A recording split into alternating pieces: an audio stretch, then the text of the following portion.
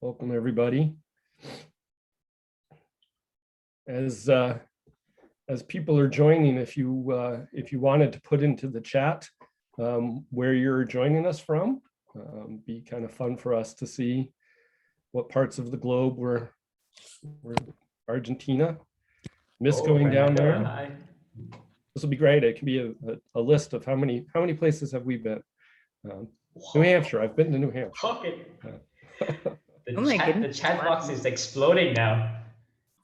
Great. 85 participants. This is wonderful. Nova Scotia, Erica. Yes, welcome. South Africa. Wow, this really is around the world. Very cool. Latin America. Colombia. It's been a while since I've been to Colombia. Nigeria. Oh, wonderful. Great. Well, thank you all. Thanks for joining us this morning or this evening, depending on where you are. It's early morning here in Boston at MIT. My name is Stu Crucell, and I'm Senior Director of MIT Sloan Global Programs, also a Senior Lecturer in the Global Economic Management Department.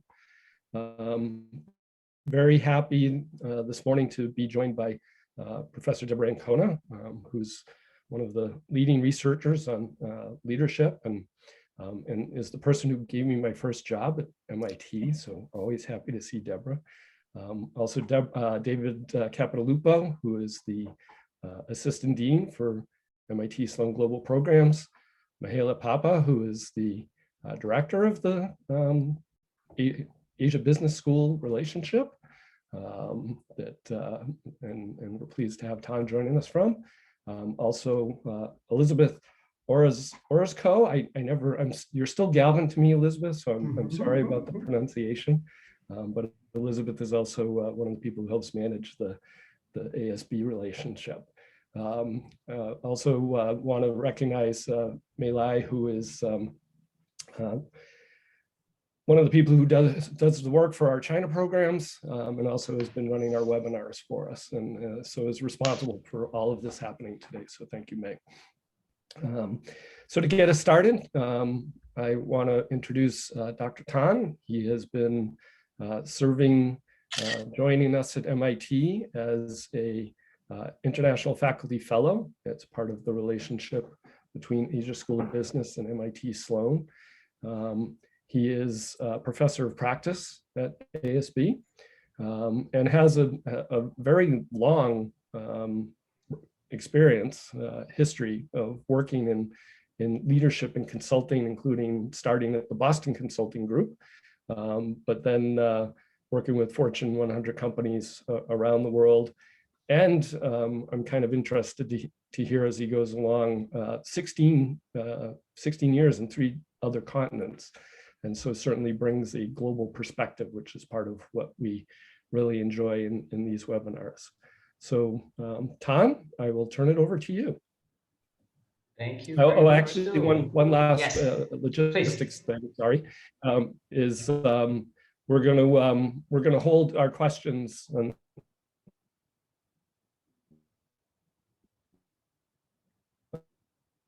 Okay, did I freeze or did Stu freeze? Stu I think Stu is frozen. I think what he's going to say is that he's going to hold the questions till the end of the presentation. Okay. Thank you, David. But please.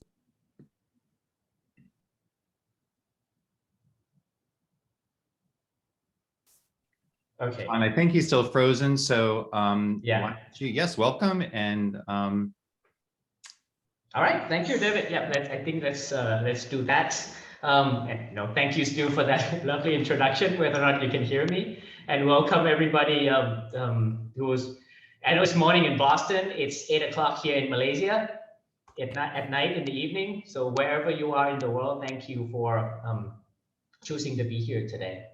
Okay. So before I get into the content that I want to take maybe about 45 minutes to talk to you today, I want to kind of just highlight a little bit about the Asia School of Business that Stu had mentioned. Okay? And you can see here in the picture, ASB is in the center of the slide, and it's a collaboration between MIT Sloan that you see on the left side, and also the Bank Negara, which is the central bank of Malaysia. And the idea here is to build a world-class business school in Asia for Asia. Okay, and in fact, we literally have just built that. Okay, our new campus had just opened in January 2021. So you see, we have both the residential campus, the dorms, if you will, right on the left side here, and you have the academic building on the right side here, and the two sides are pretty much connected. There's a quad that sits in between them. And so we are a full residential MBA program, meaning that even if you're Malaysians, okay, you're living on campus for the entire duration of the MBA program. And we're expanding into other areas. For example, the Master of Central Banking, as well as the newly launched program this year. And for me personally, I'm more focused towards the executive education side, where I work with corporates in Malaysia and across the region. In 28 countries as well. All right, well, a little bit about me, just to add a little context for you.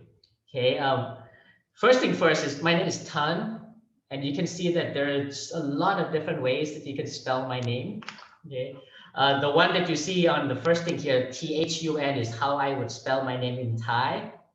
Okay, but it causes a lot of problem for people around the world because I don't think many read that word as Tan. Whether you're from Europe or Latin America or the US. So I've learned to kind of flex on that a little bit. So when I'm in Malaysia, I'm in Asia, may you know this, in China as well, I spell my name Tan, because that's also pronounced Tan. Okay? But then when I'm speaking to my colleagues in the US, then that becomes Tan in the US, right? So I split it and it becomes Ton, like a ton of bricks. Yeah. Either which way, that's how you pronounce it, whichever works for you. That's my name. Do not worry about my last name, because as with many Thais, our last name are not really meant to be pronounced. So just left them there in the documents. I also want to touch base a little bit on the what I do, which is a professor of practice. Okay? And people ask me, my kids ask me, what is a professor of practice? And I'm sure there is an official definition somewhere. Okay? But for me, the way I look at this is, okay, my job primarily is, I use the Pareto principle. Right? So on the left side here, what I do is I try to look for 20% that, a notion that can add to a practice.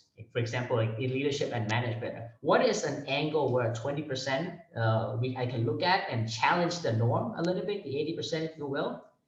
And also, on the right side here, the practice part is my job is also to kind of simplify that, okay, and make it work to deliver 80% output. Because with executive education, sometimes, unlike academia, people are always in a rush. They're always looking for efficiency. So they're looking for something that is simple and practical, even at the expense of maybe 20% accuracy. Okay, so my saying this to you is just to kind of give you a little bit of context around how I'm going to share the content with you today, in the sense that I'm not a professor from the academia perspective, from a peer review journal background. Okay, but I'm one who's more a little bit about, applying what I see, and then introduce some framework or model that I see in order to bring new perspectives to the table. Okay, and I'm really appreciative of this opportunity to be speaking to you. Okay, these are some of the books that I've written. My passion is around neuroscience and leadership, as you've seen from the title of today's talk. Unfortunately, these books are written in Thai, so these were written before I moved to Malaysia 5 years ago. But I'll be sharing with you one key model that was covered in one of these books. Okay, so that's a little bit about me and the context of where I'm from. Talking to you today from Kuala Lumpur, Malaysia. Okay.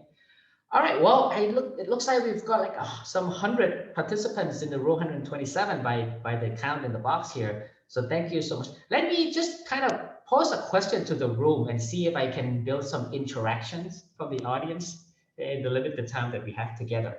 Okay. So I'm just going to pose a question to the room, and if you can maybe use the chat box, right? Just jot down an answer. I just want to see what is the general sense of the room? How would you respond to this? Okay. So my question is this, okay? We're talking about change. Okay, we're talking about agility. If I were to ask you, do you think change is easy or difficult? Yeah, what would be your answer? Okay. And okay, I know I'm dealing with a lot of MIT alumni, so I just want to say this first. Okay. Yeah, here we go. Okay, you're not allowed to say it depends, right? But this particular question is binary. Okay, so, all right. Okay, wow, okay. Got lots of difficult, easy, okay, right. Difficult, okay. Right. At first it's difficult. Okay, cool. All right, so I seem to see a lot of difficult, okay, and you see easy there, here and there as well. Okay, so thank you for chiming in. Okay, if you go by statistics, at least the ones that I'm familiar with. Okay, so I've worked for the time that I was working in Thailand. I was heavily involved in a change program by Dr. Kotter at Harvard Business School.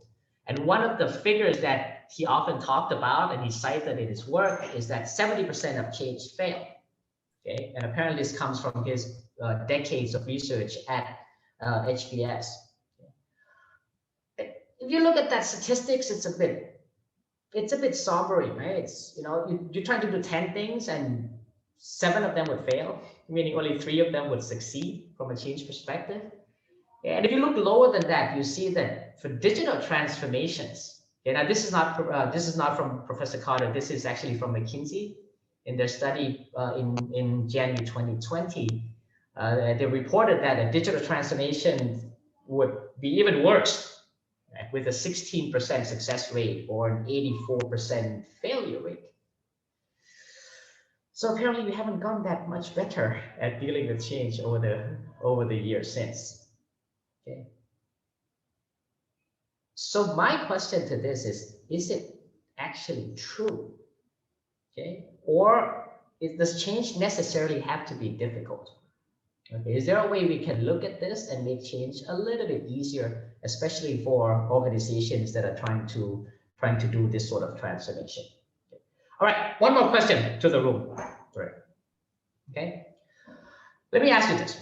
Okay, this is not a binary question now, so this is more like a statement kind of answer. Okay? If I were to ask you, how have you changed since the pandemic had been upon us? I guess you can think about late 2019 or 2020. Okay, let me get a little specific, right? What is it that you're able to do now that you perhaps did not think that you would have been able to, right, before COVID-19 was brought upon us? Skills, anything in particular that you can do now that you, okay. Okay, I've moved my business online, I work from home, teaching online, remotely. Okay, all right. Okay. Okay, yoga has to start at home. Okay, working from home every single day. Yeah, so I mean, I've asked this question to a lot of organizations, right? And there seemed to be that the commonality across a lot of these answers is that, like you see that zoom in, right? It's digital. Okay, so yeah, that already, it's, for me, it's about, you talk about McKinsey saying that 16% is the success rate of digital transformation, yet a lot of people here are saying, are telling me that one of the skills that they've surprised themselves during COVID was being able to adapt digitally, or if I may say, transform themselves digitally. Okay. Yeah. So this is more like a rhetorical question, and I'm going to get into the sharing you the model. Okay. Yeah. I'm sure you've seen this floating around. I just took this from my LinkedIn feed. Okay.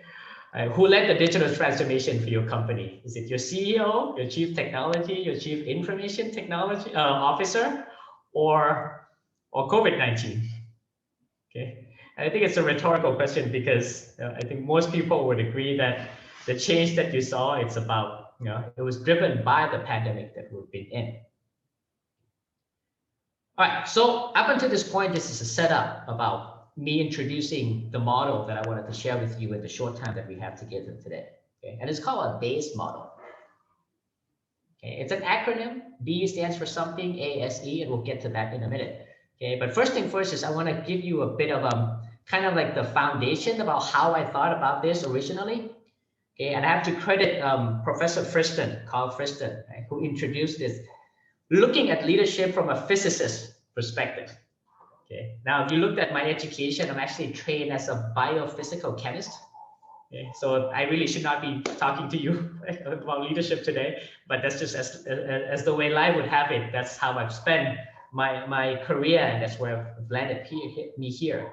But one of the benefit of that is that I get to look at things from a different perspective. Okay, and what Professor Carl Friston attempt to explain here is, he tries to crack what is called the central dogma of neuroscience, which is what is the overarching principle, right? How does the brain work without getting into the nitty-gritty details about its mechanics?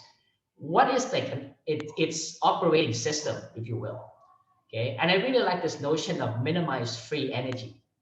Okay, now without sounding too much like a physicist, right? What it really means is that the brain tries to minimize errors.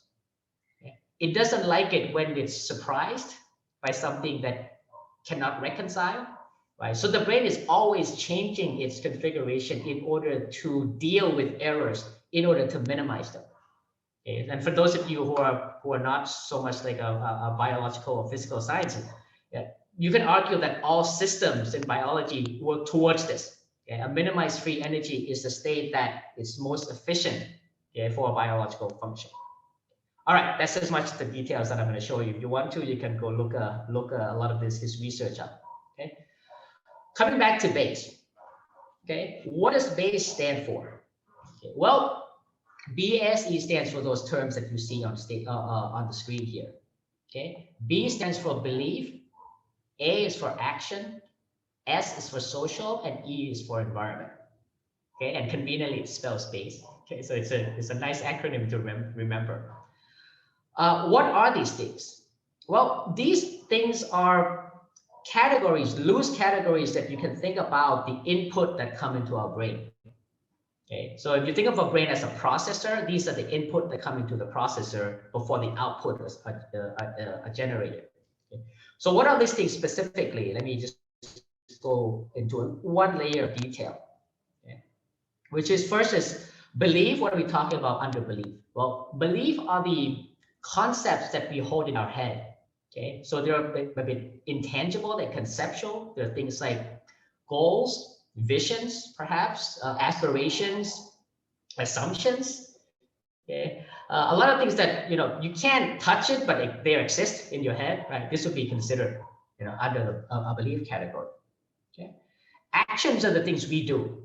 Okay, so these are the physical engagement. When you go out for a run, when you pick up a book, when you read a book, right? These are the actual things that that our body engages in, and it's also an input, right? When you pick up a book, it's a signal to our brain as well. Okay. Social, what are social? Well, social are the influences around us. Okay. So socials are the voices in our ears, and the things we read. These days we have social medias, right? So the pages we serve as well, like the friends we hang out with. So these are the social elements. And then finally you have environment, right? Which environments are the physical setting, right? You're sitting in a room right now, there are the four walls, you're in the office with an open floor space, right? Those are the kind of things that are physical around us, as well as if you have rules or policies or laws that are strictly enforced. Okay, so for example, like in Malaysia right now, we've got an SOP, standard operating procedures, on wearing a mask when you step outside. If you don't, you get fined on a pretty systematic kind of way. So everybody wears it because that becomes an environmental input as well. Okay, so this is the kind of the general premise of what BASE stands for. Now let me come back to the model. So what does this model, how does this model work? And this is one place where I feel like it would be nice if we could be in person, because the model, actually it's a 3D model. I'm not sure if you can see it. So this is my 3D printed of this model. Okay. The way we're looking at this model right now in the video feed here is that we're actually looking at from above like this. Okay, so you see BASE, kind of concentric circles going from the inside. But to visualize it, it might be easier to kind of tilt it on its side. Okay, so it's like a stack of blocks that children play with from the top to the bottom, B, A, S, and E. Okay, and just to help us, since we cannot be with each other in person, I'm just going to draw this on the screen. Okay, so right? How does the brain work? Right? What does the brain do with this input? Okay, to use the term I used before, the operating system of the brain is the brain works to align these 4 factors. Okay, it tries to keep these 4 factors in alignment. Okay? Why? Because this achieves that stage that is the minimized energy stage. Okay? That Professor Friston talks about. It's the least stress and strain stage, right? It likes this alignment. Okay? What does it mean in like human terms? Right? What it means is this: is that if we believe in something, okay, we like to act in accordance to that belief. Yeah, we like to be with people who share similar beliefs and do things in a similar kind of manner, right? And we like to be in a place that allows us to think like that, act like that, and be like that. Make sense? So that's when our base is aligned, is that when we have that congruent of these 4 factors. Okay. Some people may think of this as, it's when you're happy. Okay. When you feel happy is when your base is aligned. Okay. But organizationally speaking, sometimes happiness, there can be such thing as too much happiness. Okay? And too much happiness sometimes come out in the way of, you can think of it as complacency. Okay? Or even another word also starts with C, which is comfort zone. Okay? So we're talking about what is it like to be in a comfort zone. Well, for the brain, the comfort zone is this. It's a base that is so aligned that it doesn't want to shift. Okay? Right. So coming back to change, right? Now knowing this, what does it, right? How does change work? I think some of you can already see what I'm going with this, right? Change works when one of these factors gets shifted. Right? For example, is it true that if you can change someone's belief, their action would change? Absolutely, right? Absolutely. If you can shift someone's mindset, right? I.e. shift their be, okay? Right? It creates this misalignment that, again, the brain does not like because it shifted out of this minimized energy state. It's not efficient, right? It doesn't like this. So what the brain would scramble to do, then it would try to align the rest of the base block to form a new alignment, right? And that's the change that we're talking about. Okay, back to humans term, what does that mean? Let's say that if you decide to exercise, okay, you said, I'm gonna go out for a run. Okay, I'm going to try to run, I'm going to become a runner now, right? So that's your belief, okay? So action that follows is that I'm going to start running 5K a day, right? Or 10Ks in a couple of weeks or something like that, right? And before you know it, you start hanging out with friends who also run, okay? Or running is not your thing. You can think about cycling. You can think about playing football, whatever it is, right? And then you know, with those friends together, now you're signing up for a marathon, you're signing up for triathlon, right? And then before you know it, you become an advocate of running or cycling. Whereas if you thought about yourself 6 months ago, you may not have said that. Okay, so that's an example of how a base gets shifted. Now, the robustness of this particular view is that, okay, what I liked about this is the fact that what base tells us is that, we don't necessarily belief isn't the only thing that can cause change, right? Because going back to the premise that the only thing the brain cares about is an alignment. Okay, it doesn't care which gets shifted. It doesn't hold on to a particular idea stronger than another, right? It just doesn't like it when the base isn't aligned. Okay, so if God forbid you're not successful in changing yourself by shifting your mindset, well, there are 3 other levers that we can pull on. And it would cause the same kind of instability or misalignment, if you will.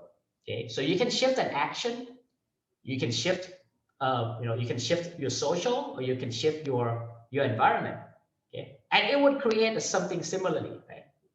If you hang out with different people, expand your network externally, you're starting to hear different perspectives, your social has shifted, the other blocks would also follow. Okay. Let me stop here and ask the room. which one do you think COVID shifted for us? If you put the lens of base on this, okay. Which of these four categories is the one that COVID has really shifted? Yeah, I'm seeing some answers in the chat box already. Thank you, Mike. Yep. Okay. Yeah, you can say all. Definitely, it's all, right? But I think it starts with shifting an environment. Okay? Because if you're trying to go back and think about this, when pandemic first hit us, when we all sent home to work from home and having to Zoom meeting, okay, did we like it in the beginning? I can tell you that most people complain, right, all day about the fact that they now can no longer see their colleagues. Now they cannot hold a meeting. They cannot teach in person, right? So the first thing that COVID shifted for us was it shifted the entire world, the environment, okay? Right? And some people are not happy about it, but what are you going to do, right? That's just the way it is, and you just have to stay with it. Another thing that's great about COVID is that it also shifted everybody the same way, right? So there are no exceptions to these rules. Okay? You look around, all your friends are also working from home. All your friends are also trying to figure out how to do Zoom. Okay? So your social also shifted. Okay? All this time you're still complaining the fact that I don't want to do this, right? I don't know how to use Zoom. I can't work from home. Right? I can't teach online. Right? But then when the environment shifted, when social shifted, eventually you're going to say, okay, fine.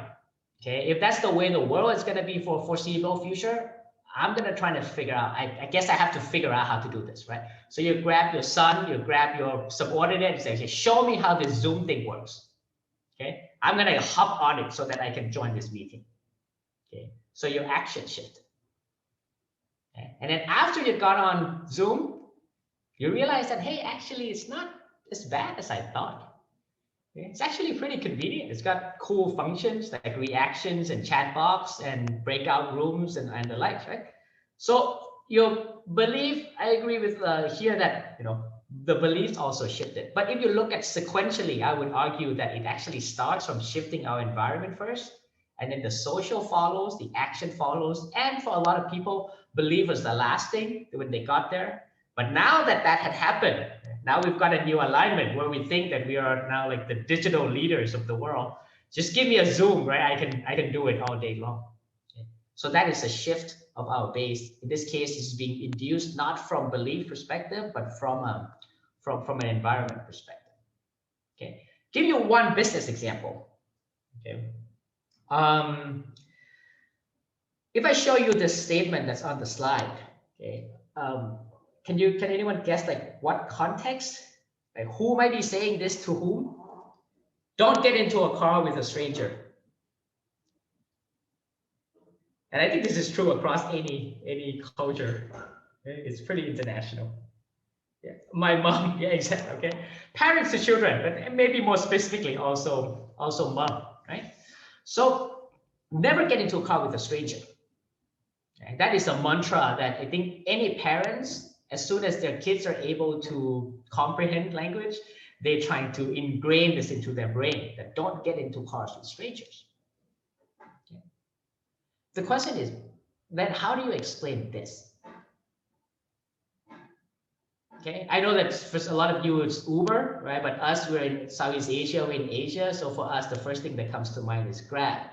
Okay, but you can think of any kind of platform, ride sharing kind of platforms. It would work the same way. Okay. How do we get it? Grab? Is Grab not being driven by strangers in their cars around places at weird hours of the day? Okay. If you see nowadays, you see before COVID, of course, but like say I was in Bangkok airport and I see tourists coming off the airplane, and the first thing they do is they grab an app, they call a Grab, right, and then they wait for a stranger in another country, mind you, to come pick you up with the belief that would probably deliver me safely to where I'm trying to get to. Okay, that's a really weird notion when it comes to changing people's behaviors. Now, if you flip this around on the other side, right? If you make it a business problem, if you look at it from a Grab perspective, this is a huge obstacle, right, to their business model, to their business proposition. Because if they cannot convince customers to ride their car, in other words, if they cannot convince their customers to go against what their mothers have been telling them all these years, they don't have a business. It doesn't matter what kind of platform they built, they don't have a business if they cannot convert their customers. So how did Grab do this? Well, actually, pretty easy. Okay? Grab did this. And I'm going to ask you, what does this do? Okay. All right. So Grab gave us, obviously, an app, right? But in the app, they give us a picture of the driver, and it gave us the stars. Okay. How does that convince us?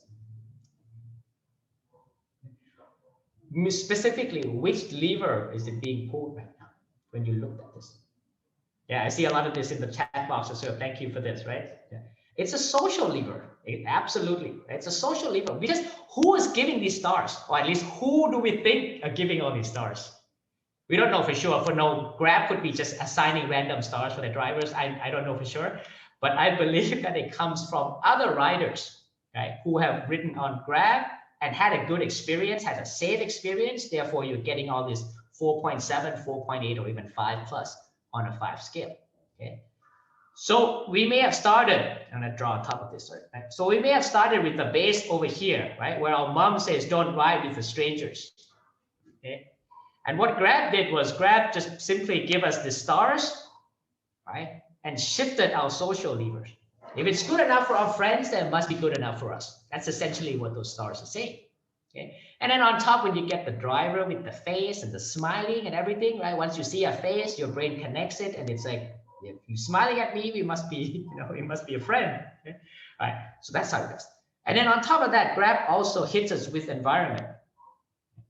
Anybody cares to venture what is the environmental shift that Grab gave us? It's the app itself. Okay? It is the best kind, because we are very, very familiar with our phone. Okay? So we can grab a phone and look at it and call a car very, very easily.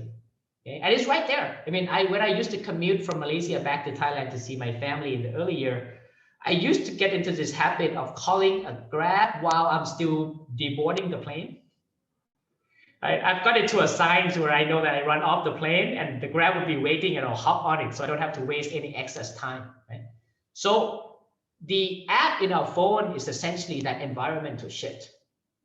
That's why everybody is competing to become a keystone app in our phone. Why? Because once they get us addicted to that app, that familiarity, that autopilot about looking at that app, it's very, very, very, very easy to cross-sell into other businesses.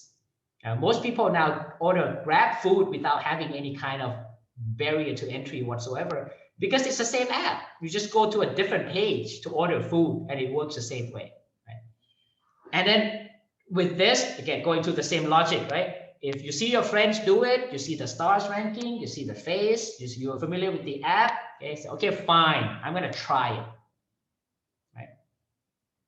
So you call over a Grab one day, you wrote it, you got there safely, right? Because they put the money where their mouth is. So your belief would then eventually shift over and join, and now you have a new alignment. You become an advocate of riding in rideshare services, and probably upsetting your mother in the process. Okay. But right, so imagine if Grab had done this thing differently, they had taken this approach differently. Let's say that if Grab had not chosen to do it this way, but rather lead with belief first, trying to convince us that their cars are safe, their drivers are safe, and we're going to get to our destination safely, right? More specifically, if Grab had bought a bunch of billboards on the side of the highway, right, to tell us that, please ride with us, we are safe. How successful do you think they're going to be at convincing the riders to ride their cars? Probably not very much, right? Because we know there's ulterior motive when you're trying to sell us a product. Right? So our belief is not going to shift that easily by you trying to convince us. So Grab did it the other way, which is they moved these blocks in the bottom first, and they knew that if they do a good job, they can get our beliefs to shift over for this new alignment. Okay? All right. So let me summarize a bit here what the gist of what we're talking about. Right? So how does BASE work? Okay, so in addition to Carl Friston work that I cited earlier, it's also a little bit linked and built on the CBT, cognitive behavioral theory, for those who are familiar with it. And it's a bit of an expansion upon that. Right? So how does BASE work? Well, BASE are the building blocks of neuroplasticity, okay, which is just a fancy way of saying that our brains change, and it changes all the time. Okay. So the way the brain works is it tries to keep these blocks in alignment. That's what it strives to do. Okay. So change happens when one of these things gets shifted, and the brain is scrambling to trying to realign. Okay. Now, so if you want to lead change, okay, then you've got 4 options to choose from. Right? You want to shift a belief, you want to shift an action, shift a social, or shift an environment. Okay. The key words here is you want to be resilient. Okay. Why? Because remember that if you shifted something out of phase like this, okay, there are 2 ways for the brain to assume alignment. Okay. One is you can get to a new change, but the other is you can also go back. Right? That's why a lot of New Year resolution never transpire into actions. It's because it's easy to set them, I guess, Christmas time. But when comes Easter, most people have already said that, okay, all right, it's just too hard. We'll just do it next year. Okay, and then the brain would go on living the rest of its merry year under the old alignment. Okay, so you want to be persistent. You want to be resilient with this shift. Okay. And then finally, okay, size of the blocks, okay, of these blocks also tells the degree of influence. Okay, how? So if I go back to this for a minute. Okay. Yeah. Actually, let me go back to the first one. Maybe easier to see, right? Right. So the biggest block here you see is the environment, okay, and the smallest block is belief. Okay. Now, contrary to what we might believe, okay, it's actually not that hard to shift belief. Okay, changing people's mind is not that hard. What's hard is to keep it changed. Okay. Because when it comes to belief, it's the smallest block, right? So you think of it as a mass. It's easy to move a small mass, but it's hard to keep that mass there, right? So the mass keeps moving. Right? So when you speak to somebody, let's say a boss call in as a team member to have a conversation about how they need to adjust its behavior. By the end of that meeting, you can probably get the subordinate to agree with you that he or she should change his behavior, even agree on an action plan, perhaps. Okay. So the belief would have shifted by the end of that conversation. The problem is that an hour after that conversation, the subordinate would have run into something else and become convinced that maybe it's just better to just be the same way we were before. So the belief would have shifted elsewhere already. Okay. So that's the pros and cons of the smallest block. Okay. Now, if you go to the biggest block in this case, the environment. Okay. The good news about the environment is that because it's the biggest block, right, in the biggest mass, if you can shift it, it has a lot of pull to pull the rest of the levers to go with it, right? For example, COVID. Right? COVID is a very, very strong pull gravity when it comes to getting us to realign to the new alignment. Why? Because it's a pandemic. Okay. What's the problem with environment is that it's also very, very costly to move it. It's difficult to move them in the first place. That's the con of moving an environment. It took a pandemic for us to use Zoom, right? To use Zoom for meeting and to teach online. That's how much it took to get us to change. So when we deal with organizational agility, and we get to this, I'm kind of coming to the back end of this, and I'm going to give the rest of the time in this session for any A&Qs or anything that we want to talk about, right? But let me get through this for a minute. When we deal with organizational agility, generally speaking, we're dealing with a bell-shaped curve of a population. Right? I think all of us are familiar with this. When it comes to change, when it comes to moving towards the future, you have a number of people who is jumping on the opportunity, who's on board early adopter. You have a few people who are no-nos, kind of fight against it. Okay? But the key of the game isn't these two populations. The key of the game is this mass of people in the middle, right? The critical mass. How do you move them? Okay? And the reality is that it's probably not going to be one letter that's going to move the entire mass. You're probably going to have to pull on all 4 levers, okay? But you have to be strategic about how you pull them. Okay, so you have to think about what are the changes that we're looking for here. Okay, who are the people that we need to change? What are the critical mass? Okay, what lever might they respond to? Okay, because different people may respond to different pools, right? Different beliefs. Some people are easier convinced than others. Some people prefer action to talks. Okay, right? And then you get into strategic elements about what are the possible actions so that you can utilize your resources and has the most bang for your bucks, if you will. Okay, all right. So before I close the sharing part, I want to kind of poll the room, if I may. Yeah, I'm just curious. We have a lot of people in the room today from all over the world. Just collectively, I wanted to see how this would turn out. So if you bear with me, I'm going to show you a Slido page here, okay, which asks one question. Okay, it's asking for you to please rank these 4 levers, BASE, right? Based on your own assumptions, your own thoughts, right? If you were to think about the people in your context, if you work for an organization, then your organization, you have a team, that is your team, right? Or if you don't do either of those, then can you think about yourself and your family as well? If you were to rank these 4 things, right? What do you think would be the most effective way to cause change for the population that you have in mind? Okay, is it belief is the most effective way? Action is the most effective way? Social is the most effective way? Or environment is the effective way? Okay, and if you scan this with your phone, you have some options, and I can see the live data already running here. So let's take a look. Let the data run a little bit.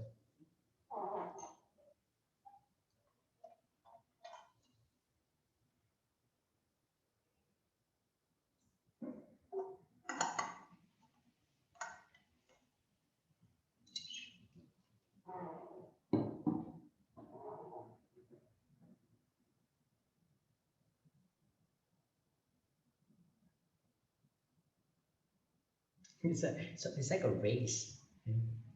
Right, so those of you who haven't done it, please don't look at the screen because I don't want you to be biased by what's already on the screen. But just put in what you think.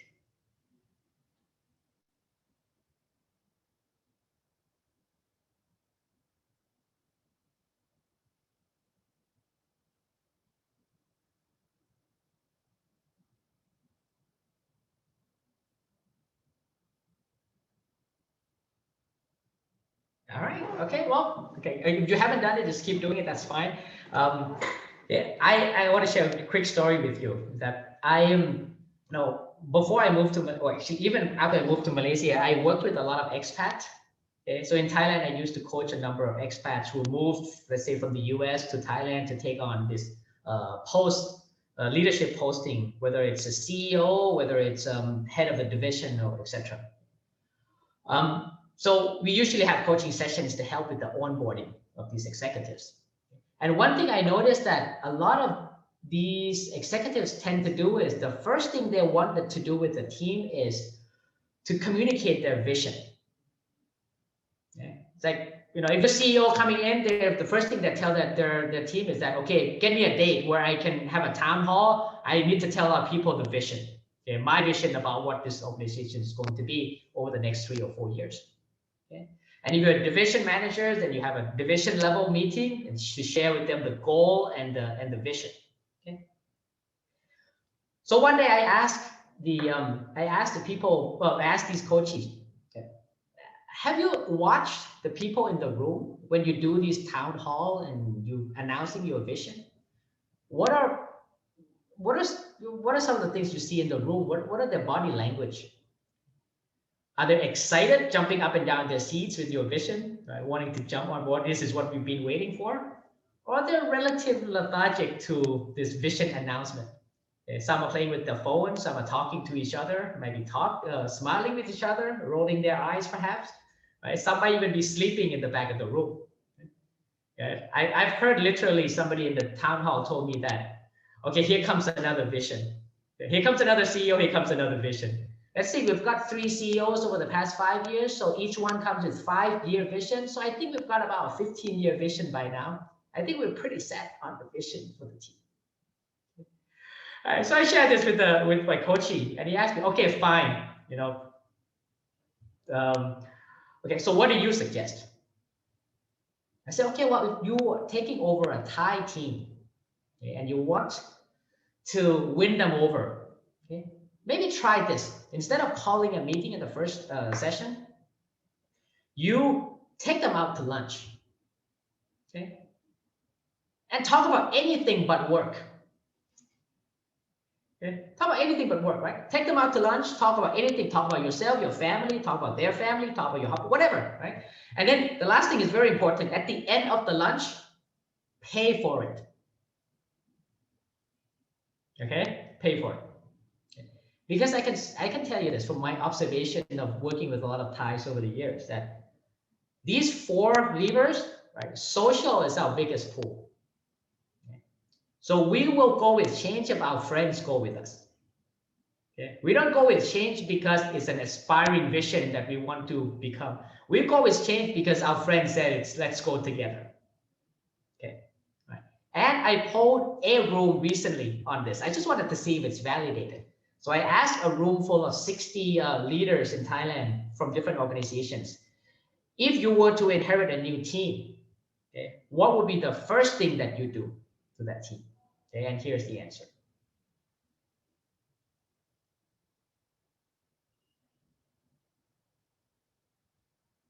Okay, so 61% of the people in the room say that, let's go to lunch. Okay?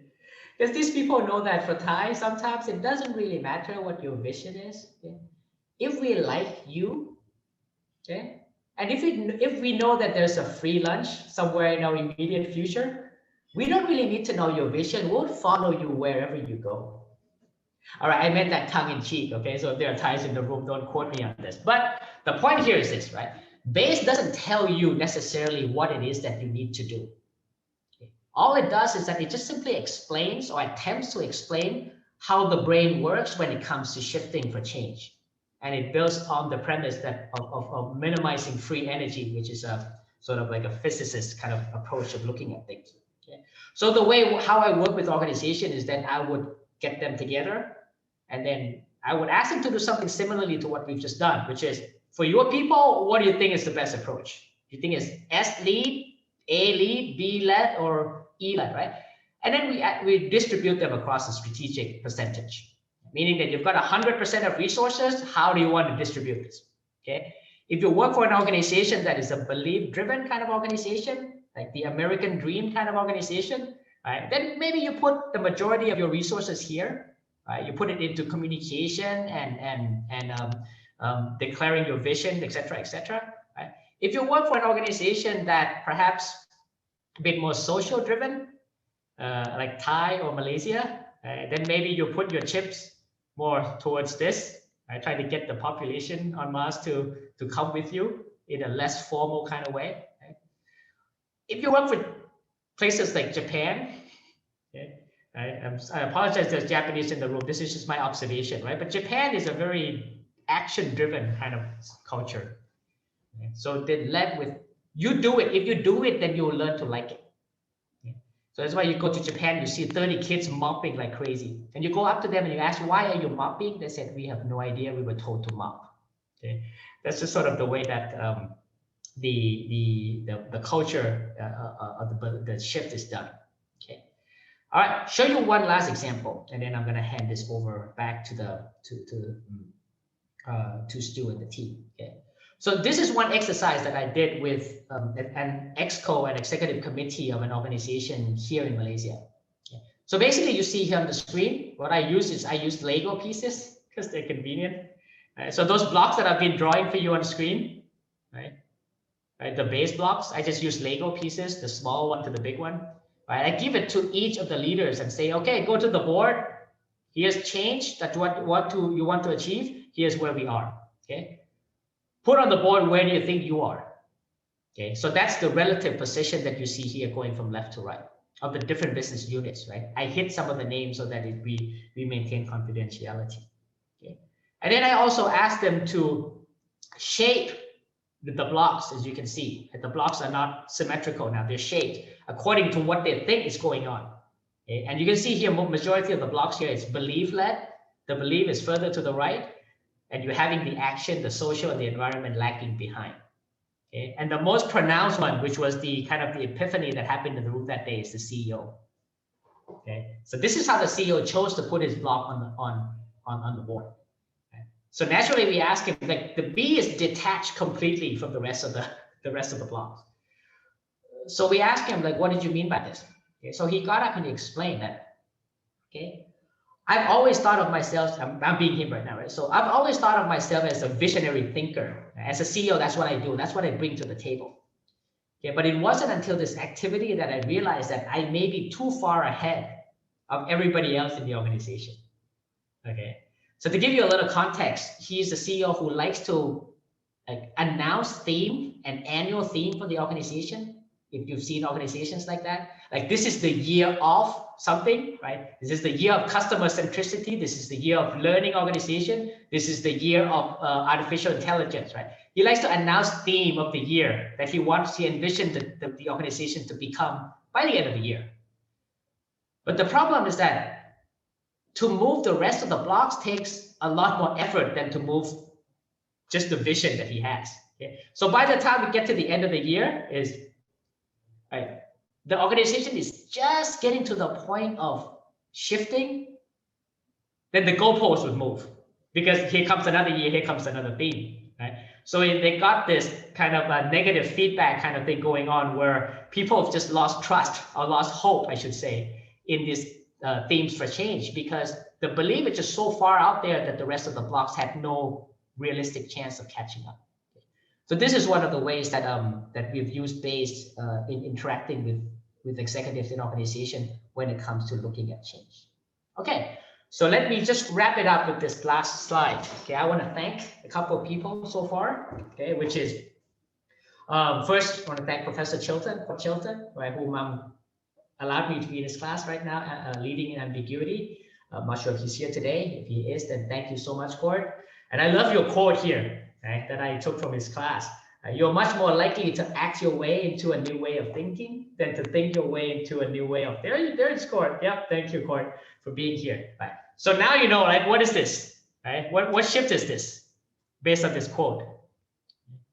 So this would be an action shift. Right? So you shift the action, the belief would follow. Okay?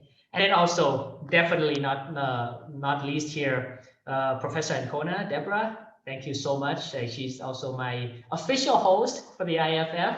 Thank you so much for taking me on board. And we've talked about this many times, right? The 4 CAPS Plus model, yeah, that I've also had a chance to learn through leadership in exponentially changing world. Right? Sense making, relating, visioning, and inventing. Okay, and if I could be so bold to say that, right, essentially what we're talking about here is an environment, sense making, relating for social, and then we get into the belief, and then we get into the action. Okay, so I love the fact that your model talks about you don't jump into belief right away, but you deal with the environment and the social elements of them first before you've got a chance to then create the change that you want to see. So Tom, okay. Maybe yes, please. Yeah.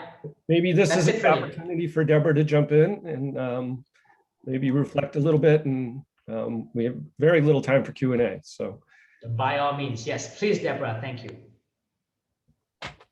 Oh, you're on mute, Deborah.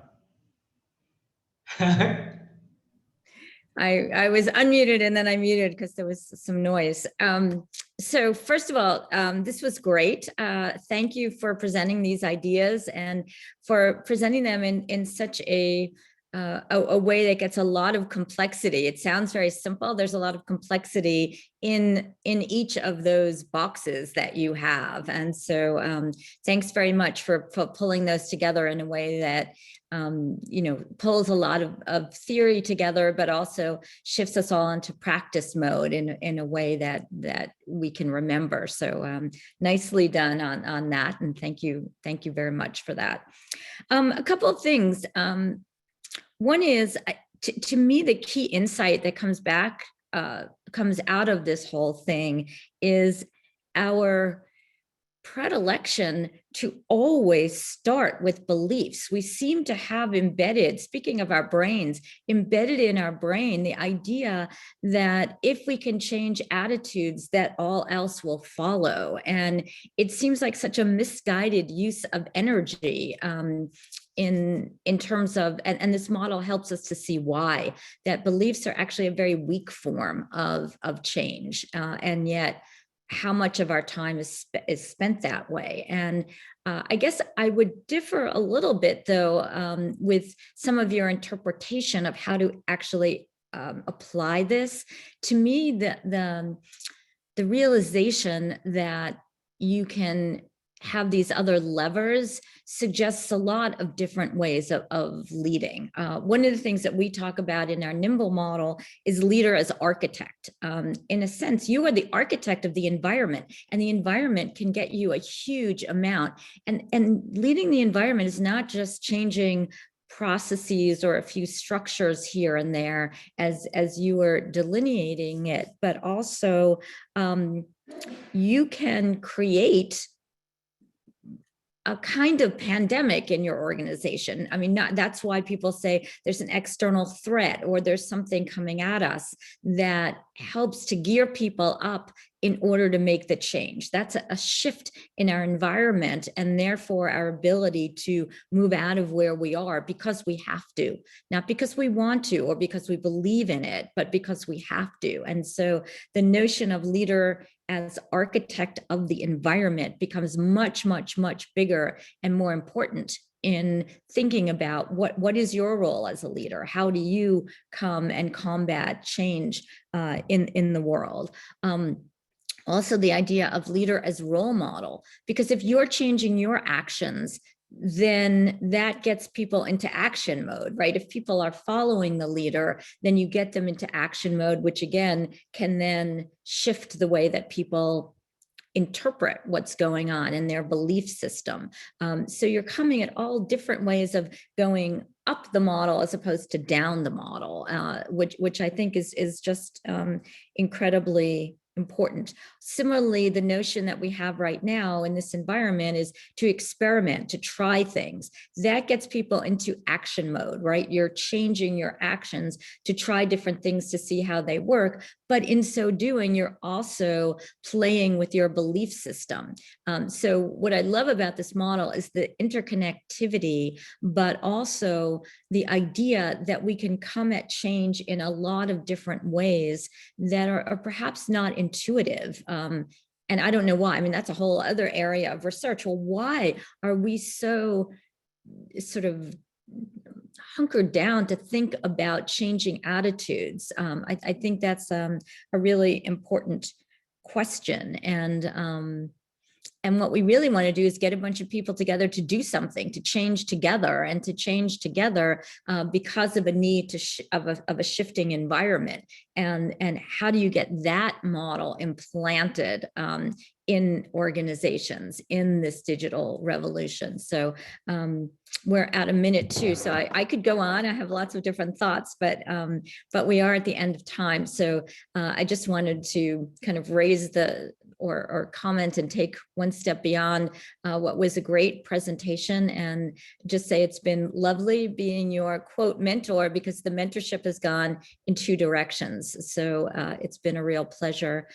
So thank you, Stu and David, for organizing everything, and for the folks who make it happen, and for a great presentation. Thank you, Deborah. Yeah, isn't it nice that we were able to form such a relationship, and you didn't even have to buy Ton lunch? So in the chat, a number of people are asking about whether or not this recording is going to be made available. It will be on the Global Programs YouTube site. Deborah, one person is asking about what other books you've written beyond X Teams. So if you want to sell some books, here's an opportunity. Well, I wish that there were another one. We're actually redoing the X Team book as we speak because it's getting a little dated. We're doing the next edition, but for the nimble ideas, there's a Harvard Business Review 2020 article on nimble leadership, which speaks to, I think, a lot of these ideas. Leader as architect, getting things started. Also, this year we did a sense-making article on Sloan Management Review. So those might be good places to start on different sides. Good, thank you. And Tan, I guess the question is, because there are a number of questions and some good insights, if you'd be willing to have people email you if they have a question. Oh, definitely. Yeah, definitely. Or drop by to CASB virtually, right? You get lots of things on our website also that you can check out. Okay, wonderful. Well, we are at time. I imagine that we could easily have more than doubled this and had a very engaging discussion. But it's always good to leave people wanting more. And I think that you've helped shift some of our base alignment with this discussion today. So we thank you very much. And thank you, Deborah, for joining us. And we will see you all in the future. Take care. Thank you very much. Thank you, everybody. Thank you. Stay safe.